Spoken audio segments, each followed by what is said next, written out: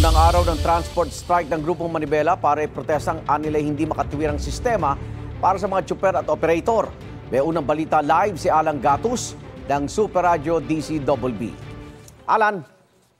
Igan, nagsimula na magtipon-tipon ng ilang miyembro ng Manibela dito sa Pilcoa Commonwealth Avenue sa Quezon City. Ito ay bahagi ng 3 araw na transport strike ng Grupong Manibela. Isa ang Pilcoa sa 19 na strike centers na nakakalat sa Metro Manila at mga karatig probinsya. Kabilang sa mga usapin na iginigiit ng Manibela ay hindi raw makatwirang demerit point systems, non-renewal ng mga prangkisa at payola culture umano sa DOTR at LTFRB. Naapektuhan nila ang kabuhayan ng mga tsuper habang ang iba'y natatakot sa panggigipit umano sa kanilang hanay.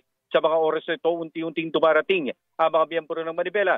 Samantala, dahil unang araw ng pasok, maagang bumangon at nagtungo sa mga kalsada ang mga pasahero. Ang ilan sa kanila, kanya-kanyang pwesto para makasakay. Bukod dito sa Quezon City, may pagtitipon din ang Manibela sa nagtahan sa Maynila. Igan?